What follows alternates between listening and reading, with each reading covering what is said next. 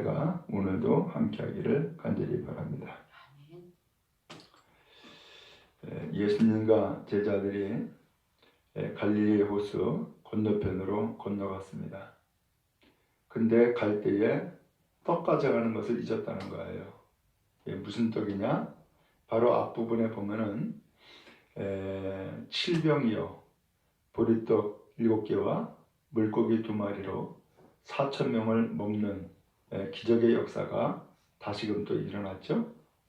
그때에 남는 떡을 모았는데 7강주리가 되었어요. 근데 이 떡을 가져가는 것을 잊은 거예요. 그리고서는 건너편으로 건너왔어요. 근데 예수님은 이러한 제자들에게 주의를 주었어요. 6절에 보니까 바리새인과 사두개인들의 누룩을 주의해라. 그러니까 아이고 우리가 떡을 안 가져왔네. 그리고서는 예수님은 바리새인과 사두개인들의 누룩을 주의라고 했더니만은 그 누룩 이야기를 듣고서는 떡 안 가져왔다고 우리가 책망받네 라고 생각을 한 거예요. 예수님이 이 사람들이 이렇게 착각하는 것을 아신 거예요. 그래서 다시 말씀해요. 믿음이 작은 자들아 어찌 떡이 없다고 서로 의논하느냐? 너희가 아직도 깨닫지 못하느냐? 떡 5개로 5,000명을 먹이고 죽은 것이 몇 바구니며 떡 7개로 4,000명을 먹이고 죽은 것이 몇 강줄이었는지를 기억하지 못하냐? 라고 말씀을 하시는 거예요. 그러면서 11절에 어찌 내 말한 것이 떡에 관함이 아닌 줄을 깨닫지 못하느냐? 오직 바리새인과 사두개인들의 누룩을 주의해라 라고 말씀하는 거예요. 이 사람들은 예수님의 말씀을 잘 이해하지 못한, 그래서 누룩을 주의라 그랬더니만 떡 안 가져왔다고 착각을 했던 이 사람들에게 예수님은 다시금 수정을 해서 예수님의 말씀을 하시려고 하는 뜻이 무엇인지를 다시금 재차 말씀하고 계시는 거예요. 예수님은 말씀했어요. 믿음이 작은 자들아 어찌 떡이 없으므로 서로 논의하느냐. 이 사람들이 왜 예수님의 말씀을 잘못 들었을까요?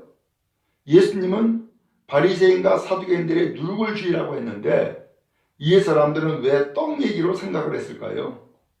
그 이유는 오늘 여기 8절에 말씀하고 있는 것처럼 믿음이 작은 자들아, 예수님은 이렇게 잘못 이해하고 있는 이 사람들에게 믿음이 작다고 이야기를 하고 계시는 거예요. 그러면 믿음이 작다고 하는 이야기를 왜 하셨을까? 지금 이 사람들은 예수님이 말씀하시는 것을 어떻게 들었느냐? 내가 가진 생각에서 벗어나지 못하고 들었기 때문에 그런 거예요. 내가 가진 생각. 이 사람들은 지금 무슨 생각을 지금 계속하고 있다고요? 떡을 안 가져왔다고. 거기에 매여 있었던 거예요. 착각을 한 거죠. 그러니까 예수님이 누룩 얘기를 하니까는 그 누룩과 떡을 연결시켜 가지고서는 아이고 떡 안 가져왔네. 그러면서 떡을 가져오지 않아서 지금 이런 말씀을 하시는구나 라고 자기의 생각에 머물러서 거기에 예수님의 말씀을 잘 깨닫지 못하게 되어진 거예요. 여러분 우리가 그렇잖아요. 이상스럽게 똑같은 말을 들어도 내가 관심이 있는 부분은 그 말이 들려지는데 내가 관심이 없는 부분은 전혀 들리지를 않게 되잖아요.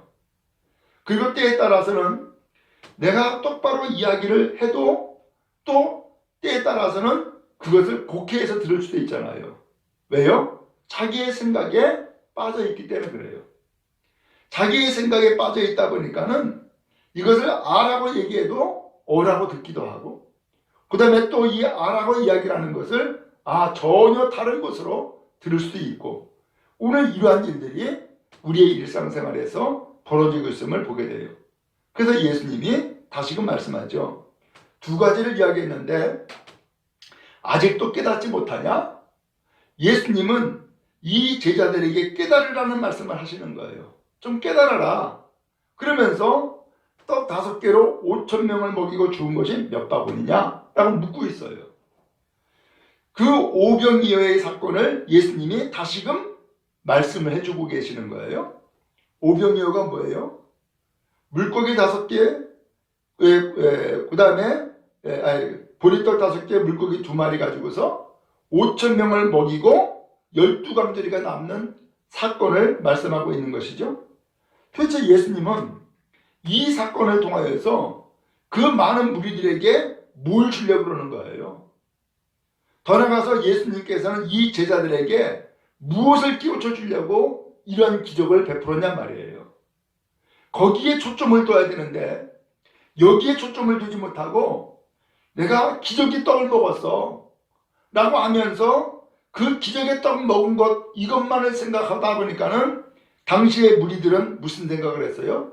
저 예수님이라면은 이 세상을 권력을 잡고 이 세상을 새롭게 개혁해 나갈 인물이 되겠다. 그러면서 왕 삼으려고 했잖아요. 그 왜 그래요? 예수님이 오병이어의 기적의 떡을 왜 베풀어 줬는지를 모르기 때문에 그런 것이죠. 그럼 이 제자들은 지금 알고 있을까? 제자들 역시도 모르고 있어요. 예수님이 이 오병이어의 기적을 베풀 때에 예수님이 이것을 어떻게 해야겠다라고 하는 계획을 이미 세워두고 계셨어요. 그렇지만 제자들에게 묻죠. 너희들 이 사람들을 정말로 먹을 것을 주어서 보내라 라고 얘기를 하죠. 그러니까는 제자 둘이 서로 다른 반응으로 이야기하잖아요. 이거 200데나리온의 떡을 산다 할지라도 이거 모자릅니다.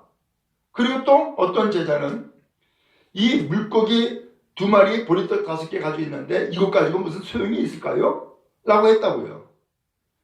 소위 말하면 예수님은 이 제자들에게 이 무리들을 다 먹이라고 그러면서 예수님이 이야기를 했는데 문제는 이 제자들이 이것을 어떻게 먹이느냐. 어떤 제자는 돈 주고 사서 먹일 생각을 했고 어떤 제자는 떡을 구했는데 그야말로 그 떡은 너무나 작은 5개에 불과했던 거죠.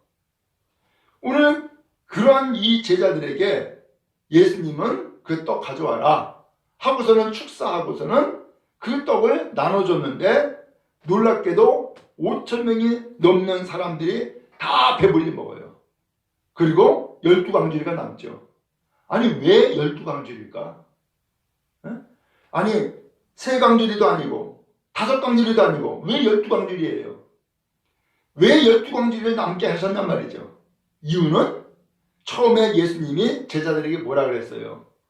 너희가 먹을 것을 줘라 라고 하지 않았어요? 오늘 이 제자들은 먹을 것을 줄 수 있는 양식이 없어요. 왜? 이들은 예수님이 지금 주시고자 하는 것이 무엇인지를 모르기 때문이죠. 예수님은 이 많은 무리들에게 뭘 준 거예요? 기적의 떡을 준 것이 아니라 사실은 예수님이 누군지를 깨우쳐 주시는 영적 양식을 주신 거예요. 예수님은 누구예요? 생명을 얻게 하는 떡이라는 거예요. 생명을 얻게 하는 떡을 이 사람들에게 줌으로써 이 사람들은 금방 먹고서는 배고파해서 또다시 좀 달라고 하는 그런 떡이 아니라 예수님을 진정 먹음으로써 예수님을 그의 마음 가운데에 모시고 삶으로써 그들에게는 만족한 영혼으로 새롭게 되는 은혜를 주시고자 하는 것이 예수님의 뜻이었던 거죠. 한편 이 제자들에게는 모두 다 먹을 것이 줄 것이 없다라고 생각을 하고 줄 수가 없는 상황에 빠져 있는데 이 제자들에게 12강주리를 남게 줌으로써 그 12강주리를 제자들 한 사람 한 사람이 다 가지고서 사람들에게 줄 수 있게 하신 것이 예수님의 뜻이었단 말이죠. 이들이 가지고 있는 그 12강주리는 무슨 떡이에요? 역시 예수님이 생명의 떡이라고 하는 사실을 깨우치고 또한 믿고 영접한 그런 떡이었던 것이죠. 한편 두 번째 사건이 떡 7개로 4,000명을 먹이고 그리고 7강주리가 남는 그런 사건이었어요. 이 두 번째 이 기적을 또 베풀었단 말이죠. 그럼 도대체 이 두 번째 기적을 베풀 때에 예수님께서 이런 얘기를 하세요. 이 사람들이 다시금 돌아갈 때에 길에서 쓰러질까봐 이 사람들을 굶겨보내지 못하겠다라고 말씀을 하시는 거예요. 예수님은 이 무리들이 육의 양식을, 그러니까 영적 양식을 예수님의 말씀을 통해서 듣고 깨달았지만 이 사람들이 그럼에도 불구하고 지쳐 쓰러진단 말이죠. 그래서 이 사람들에게 굶겨보내지 못하겠다 하시면서 육의 양식을 주실 뿐만 아니라 예수님이 다시금 생명의 떡이라는 사실을 다시금 그들로 하여금 깨우쳐 주심으로써 깨우쳐 주음으로써 만족한 영혼으로 충만케 하시는 것이 주님의 뜻이었던 것이죠. 그래서 일곱 강주리를 남겼다라고 하는 그 뜻은, 일곱 강주리는 뭐예요? 완전한 숫자죠. 충만한 숫자란 말이죠. 오늘 그렇게 해서 많은 사람들에게 충만히 채워주시는 예수님의 은혜를 알려주고 있는 거예요. 그러면서 예수님은 다시금 이 제자들에게 바리새인과 사두개인들의 누룩을 주의하라고 하는 말씀이 무슨 뜻인지를 다시금 말씀해주고 있는 거예요. 분명한 것은 떡에 대한 이야기를 하고 있는 것이 아니라는 거예요. 떡 얘기가 아니라 오직 바리새인과 사두개인들의 누룩을 주의해라. 그러면서 누룩 얘기를 하고 있는 거예요. 누룩은 두 가지로 사용되어지죠. 좋게 사용되기도 하고 나쁘게도 사용되는 거예요. 이것이 두 가지 의미를 같이 가지고 있는데, 좋게 사용되어지는 것은, 여기서 누룩이라고 하는 것은 부풀어지죠. 이 부풀어짐으로써 소위 말하면 변화되어지는 거예요. 변화. 오늘 이것은 또 다른 표현으로는 성숙되어지는 것이기도 해요. 오늘 이것은 그런 의미에서 부풀어지기 때문에 부흥이요, 그 다음에 변화되기 때문에 성숙함을 의미하기도 하는 거예요. 그러나 여기에서 바리새인과 사두개인들의 누룩이라고 하는 이 누룩은 부정적인 표현으로 쓰고 있는 거예요. 여기 누룩은 뭐예요? 변질된 것을 얘기하는 거예요. 이 바리새인과 사두개인들의 변질된 것을 주의해라. 또한 그들이 변질되어 가지고서 가르치고 있는 것, 말하고 있는 것, 그거 주의해라 라고 말씀하고 있는 거예요. 오늘 12절에 보니까 그제서야 제자들이 떡의 누룩이 아니고 바리새인과 사두개인들의 누룩을 교훈을 삼가라고 말씀한 것을 깨달았다라는 말씀이 나와요. 그러면 바리새인들의 교훈은 무엇이고 사두개인들의 교훈은 뭘까요? 바리새인들의 교훈은, 바리새인은 율법을 지켜야 된다라고 하는 입장이죠. 그리고 할례를 받아야 된다라고 하는 주장을 그대로 하고 있죠. 이것은 율법과 형식에 매여 있는 삶, 또한 그래서 율법을 가르치고 할례를 받아야 된다라고 하는 그러한 가르침, 이것을 주의해라 라고 말씀하고 있어요. 이 바리새인들의 교훈은 형식적인 거예요. 사람들에게 보이고자 하는 외형적인 거예요. 여기에 집중되어 있어요. 오늘 이렇게 해서 우리가 진정 사람들에게 보이려고 하는 것이 아니라 하나님 앞에 온전한 믿음의 삶을 살아갈 수 있도록 하는 그러한 예수님의 가르침이 더욱더 중요함을 깨우쳐주고 있는 거예요. 이들은 형식적으로는 거룩한 척이에요. 그리고 또한 형식적으로는 성경을 잘 지키는 것 같아요. 그래서 사람들에게 보이고자 할례도 받아요. 그런데 이 바리새인들의 그 마음속은 지금 뭐하고 있어요? 예수를 죽이는 데에 지금 사두개인들과 서로 협작을 하고 있는 거예요. 오늘 외형적으로는 저 사람은 거룩해, 저 사람은 성경대로 살아, 저 사람은 상당히 참으로 많은 사람들에게 본이 되고 있어, 이러한 모습을 가지고 있지만은 사실은 그 속은 예수를 죽이는 데 앞장서는 그러한 협착꾼이라는 사실을 오늘 예수님이 알려주고 있는 거예요. 또 하나는 사두개인들의 교훈. 사두개인들은 누구예요? 이 사람들은 성경 곧 율법에 기록된 것 외의 가르침은 믿지 않는 거예요. 받아들이지 않는 거예요. 그래서 이 사람들은 죽은 자의 부활을 믿지 않아요. 그리고 천사라고 하는 영적인 존재를 믿지 않아요. 이 사람들은 철저하게 현실적인 사람들이에요. 그래서 이 사두개인들에게 당시 공회의원이 많았고요. 그리고 이 사두개인들은 제사장 후손들이에요. 그리고 이 사두개인들은 정치와 권력을 서로 타협을 해요. 그래서 당시 로마가 지배하고 있지만 이 로마가 지배하고 있는 이 사회에서, 이 세상에서 그들이 종교를 잘 지키며 생활하기 위해서는 적절하게 타협도 해야 된다라고 하는 입장인 거예요. 오늘 이렇게 정치와 권력과 타협하고 있었던 이 사두개인들이 지금 바리새인과 서로 손을 맞잡은 거예요. 오직 한 가지 목적을 위해서. 뭐라고요? 예수를 죽이는 일을 위해서. 오늘 예수님은 바리새인도 아니고 사두개인도 아니죠. 예수님은 하나님의 아들이에요. 예수님은 구세주예요. 오늘 그 예수님께서는 이 세상에 오신 이유는 권력을 얻고자 온 것도 아니고 율법의 형식을 가르치려고 온 것도 아니에요. 예수님은 오직 구세주로서 우리 모든 죄인들의 죄를 대신 다 담당하시고 그리고 오늘 우리를 구원하사 영원한 생명을 얻고 하나님의 백성으로 삼고자 하시는 것이 주님의 뜻인 것이죠.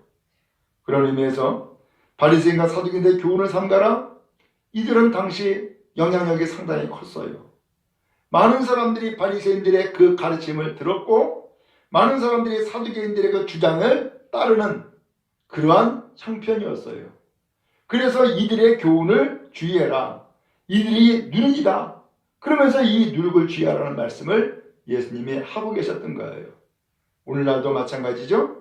오늘날도 바리새인과 같은 신앙의 삶을 살아가는 사람들도 있고요. 사두개인들과 같은 신앙의 삶을 살아가는 사람들도 있어요. 그러나 믿음의 길, 예수님을 따르는 길은 바리새인의 길도 아니고 사두개인의 길도 아닌 거예요. 오직 예수님의 길인 거예요. 그 길이 구원의 길이고 그 길이 영생의 길이고 그 길이 하나님의 뜻을 이루는 길이 되어지는 것이죠. 예수님은 그 일을 위해서 이 땅에 오신 것이에요. 그리고 이 땅에 오셔서 바리새인과 사두개인들의 영향을 받고 있는 당시 제자들과 사람들에게 그러한 영향을 받지 아니하도록 오늘 경고를 주고 계신 거예요. 그러므로 주님을 오직 의지하고 주님을 따르는 우리 모두가 다 되어질 수 있기를 간절히 바랍니다.